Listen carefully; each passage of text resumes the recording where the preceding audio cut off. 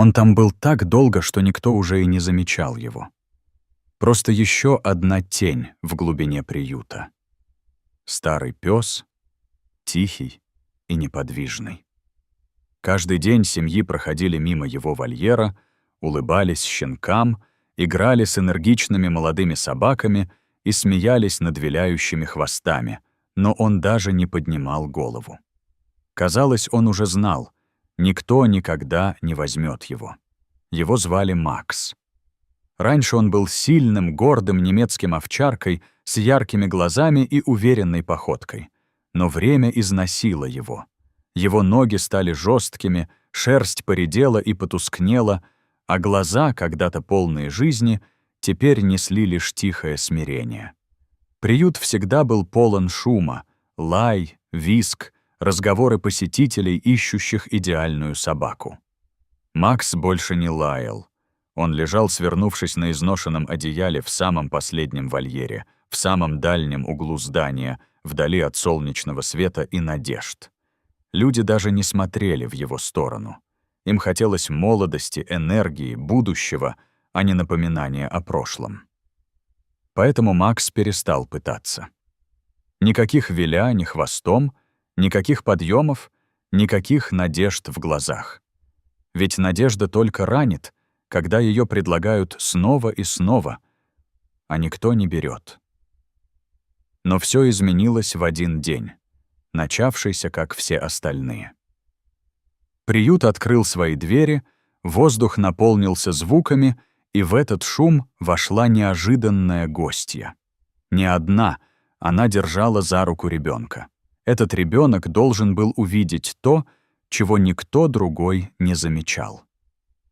Елена Фостер не планировала брать собаку. Не в тот день, да и вообще не планировала.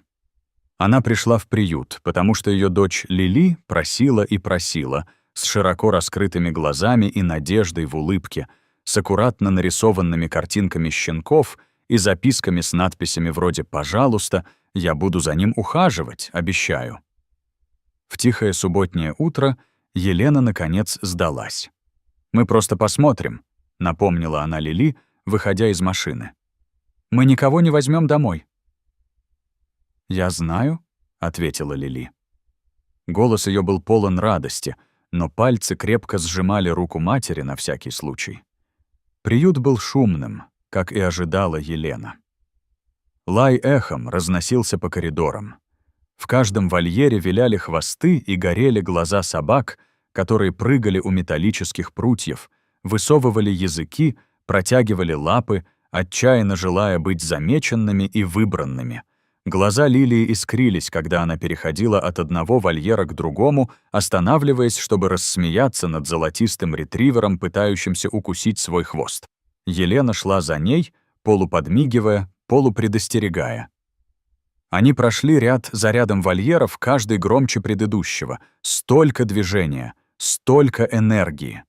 Потом Лили замедлилась, остановилась перед темным углом, нахмурь в брови. «Мама?» — прошептала она, дергая Елену за рукав. «Почему этот не лает?» Елена подошла к ней, заглянула в тусклый вольер. Там, едва видимый, в слабом свете лежал Макс, свернувшись клубком, тихий и неподвижный. Голова покоилась на передних лапах, он даже не поднял взгляд. В этот момент что-то изменилось. Шум приюта словно затих, потому что впервые кто-то остановился.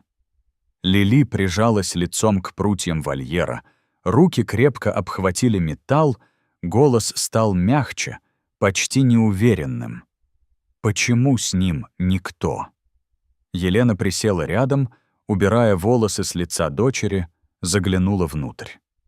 Макс все еще не двигался, тело тонкое, шерсть редкая, глаза открытые, но далекие, как будто он бодрствовал только потому, что не мог иначе. Прежде чем Елена успела ответить, мимо прошла сотрудница приюта и заметила их. «О, это Макс. Он здесь уже давно». «Как давно?» «Лили». Ее голос удивительно ровный. Сотрудница вздохнула. «Более года. Он взрослый пес, попал сюда после смерти хозяина. Семья не захотела его. Лили моргнула. Они просто оставили его. Женщина медленно кивнула. Мы пытались рассказать о нем в интернете, развесили объявления, даже снизили плату за усыновление, но большинство хочет молодых собак, щенков, собак, которые играют и прыгают. Макс просто исчезает на заднем плане. В груди Елены что-то зашевелилось, не жалость, а нечто более тяжелое. Она снова посмотрела на Макса, на его неподвижное тело, на нетронутую миску в углу. «Он даже не поднимает взгляд», — прошептала Лили. «Он привык», — тихо добавила сотрудница.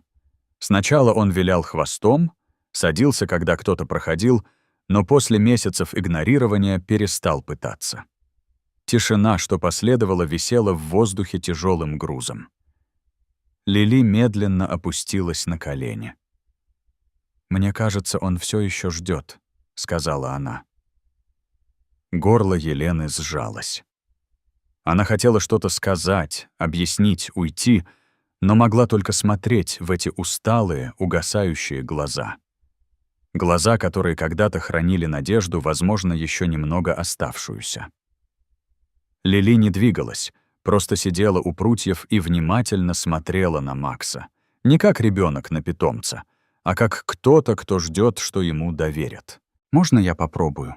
— тихо спросила она, повернувшись к Елене. «Попробовать что?» — осторожно ответила мать. Лили протянула руку, пальцы маленькие и неподвижные, едва коснувшиеся внутри вольера. Елена колебалась. «Дорогая, он может не подойти».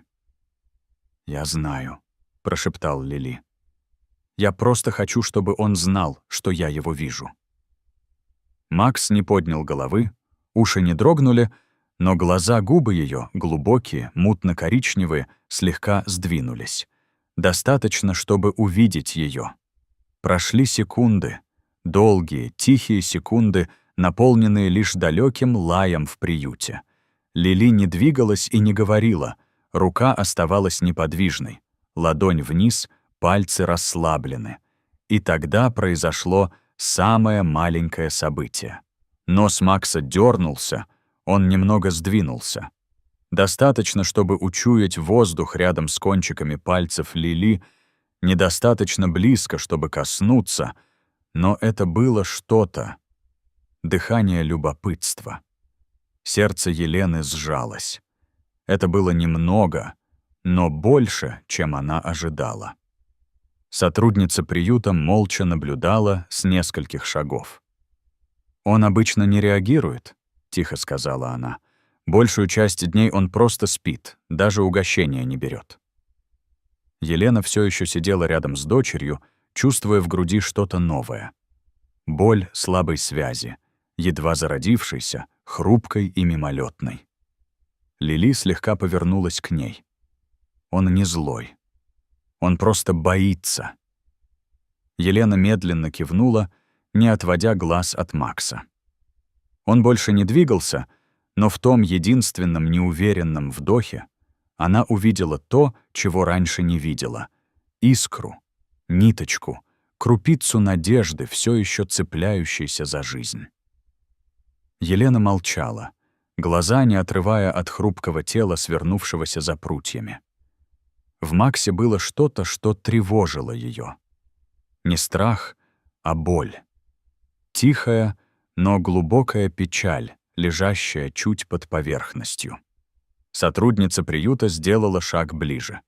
Голос ее стал мягче, уважая тишину, что воцарилась вокруг. Он устроился между ними. «Он уже почти не реагирует на людей», — сказала она мягко, «проводит большую часть дня вот так, не лает, мало ест. Мы проверяем, чтобы убедиться, что с ним все в порядке, но он редко двигается, если только мы не просим». Лили подняла глаза. «Он болен?» «Нет, дорогая», — ответила женщина доброжелательно и честно. «Не совсем. Он просто очень устал». Елена инстинктивно сложила руки на груди, нахмурилась, снова посмотрела на миску с едой в углу. Она все еще была полной и нетронутой. Одеяло под Максом было слишком тонким для бетонного пола, и она задумалась, чувствует ли он еще холод или уже перестал замечать и это. «Что случилось до того, как он сюда попал?» — спросила Елена. Голос ее стал тише, колеблющимся, но искренним. Работница пожала плечами. «Мы знаем лишь немного. В его деле написано, что его сдали семья после смерти хозяина, а дальше мы не уверены». Елена не стала спрашивать больше. Как-то она уже знала достаточно. Она знала, что значит быть оставленным. Продолжать приходить, но оставаться незамеченным. Смотреть на Макса было словно видеть это чувство в осязаемой форме, дышащее, угасающее, ожидающее. Она снова опустилась на колени рядом с Лили, и они вместе сидели в тишине, не чтобы заполнить пространство, а чтобы почтить его. Макс не поднял голову, но его тяжелые пустые глаза наблюдали за ними. И хотя тело оставалось неподвижным, что-то изменилось. Впервые за долгое время он не был один. «Я бы хотел с ним познакомиться», — тихо сказала Елена. Работница приюта моргнула. «Вы имеете в виду вне вольера?» Елена кивнула. Всего на несколько минут. Наступила пауза, затем вздох. «Хорошо, но должна быть честной. Макс не выходил на улицу уже несколько недель. Мы пытаемся выводить его на прогулки, но он обычно просто стоит и не двигается». Елена обменялась взглядом с Лили, которая едва заметно улыбнулась с надеждой. «Попробуем все равно», — сказала Елена. Работница открыла калитку и медленно вошла внутрь, действуя с отработанной осторожностью. Макс не двигался, глаза следили за ними, но тело оставалось свернутым, неподвижным, как всегда. Поводок аккуратно надели на шею, без сопротивления, без реакции, словно он даже не чувствовал этого. Елена и Лили ждали у выхода из вольера, молча наблюдая. «Пойдем, дружок», — подзадорила работница. «Пойдем на прогулку». Ничего. Тогда Елена подошла и опустилась на колени у входа. Голос ее был едва слышен. «Макс, все в порядке». Лили присела рядом, голос ее был светлым и полным чего-то, что еще не угасло. «Мы будем идти медленно, тебе не нужно торопиться». Поводок натянулся, когда работница слегка потянула, и тогда, так медленно, что казалось нереальным, Макс сдвинул ноги, задрожал, подтолкнул себя вверх. Его тело дрожало от усилия, каждое движение было неуверенным, словно каждый сустав забыл, что значит нести его вперед. Елена тихо ахнула, прикрывая рот рукой. Макс сделал шаг, затем еще один и остановился. Вот и все. Всего 2 шага, и никто не произнес ни слова. Для собаки, которая забыла, как надеяться, 2 шага были чудом. Макс стоял неподвижно чуть дальше ворот его вольера, ноги дрожали под тяжестью, дыхание было медленным и неровным. Он не шагнул вперед, но и не отступил. Казалось, он застрял между 2 мирами, тем, что сломал его, и тем, который он не был уверен, что заслуживает. Елена присела на его уровне, поводок свободно лежал в ее руке. «Все хорошо, Макс», — тихо сказала она, — «мы не будем торопить тебя». Лили стояла на шаг позади матери, шепча: «Ты молодец, Макс, правда молодец». Работница приюта молча наблюдала, руки свободно скрещенные на груди. «Это больше, чем он сделал за несколько месяцев», — сказала она с оттенком удивления. Макс сдвинул вес, лапы едва касались пола, чтобы удержать равновесие. Его мутные глаза метались от Елены к Лили и обратно. Он не выглядел надеющимся, он выглядел неуверенным, будто пытаясь понять, что будет дальше, и разрешено ли ему этого хотеть. Взгляд Елены не отрывался от его лица. «Он пытался выжить», — тихо сказала она работнице, но никто не дал ему причины пытаться жить снова. Женщина замялась, затем кивнула. Старшим собакам трудно, нужна терпеливость и много сердца. Они не всегда восстанавливаются. Елена опустила взгляд на Макса. Грудь ее сжалась. «Может, им не нужно восстанавливаться?» — ответила она. «Может, им просто нужно мягкое место, чтобы приземлиться?»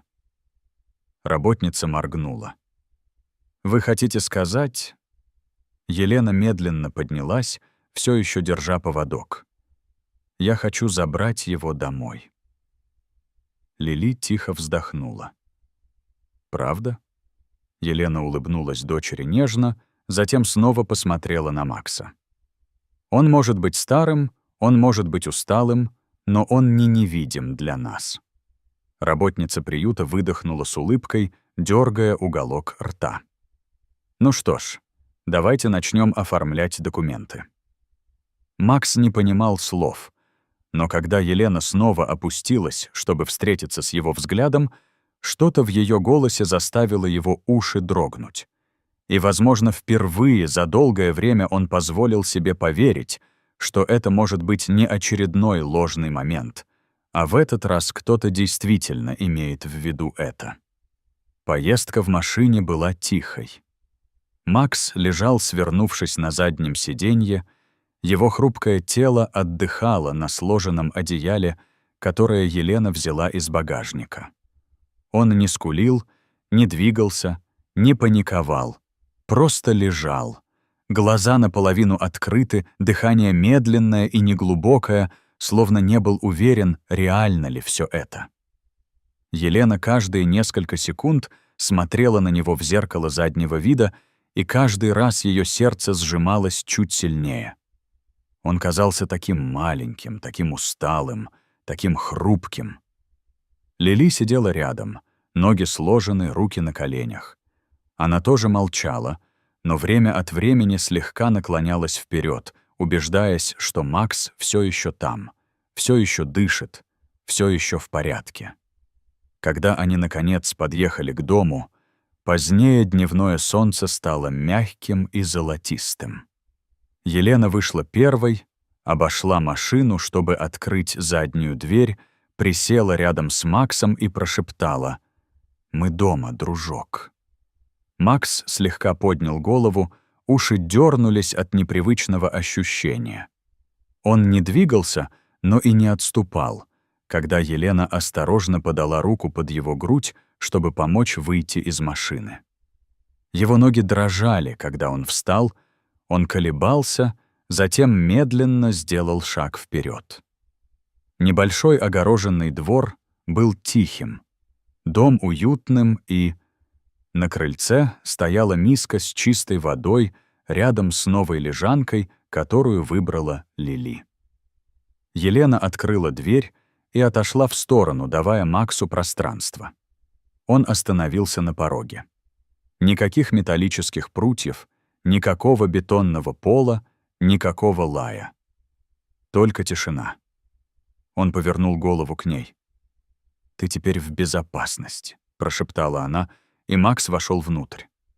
Первое, что он сделал, не лег, а медленно, неуверенно прошел мимо миски с водой, мимо мягкой лежанки у камина. Он бродил по тихому дому, обнюхивая углы, проверяя тишину, его лапы почти не издавали звука на деревянном полу. Затем внезапно он остановился перед Еленой и нежно положил голову ей на ногу.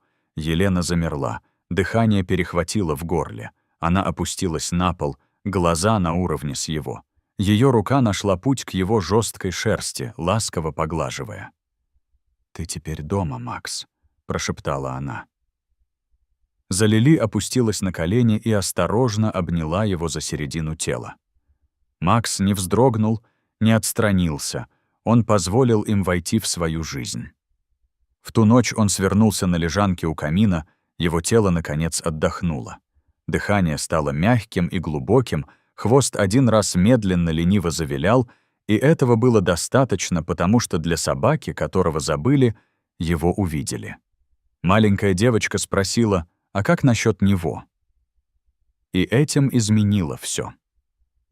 Макс не был сломанным псом. Он был собакой, которой просто нужно было, чтобы кто-то снова поверил в него. И теперь, после стольких дней тишины, после стольких ночей в одиночестве, он больше не ждал. Он, наконец, был дома.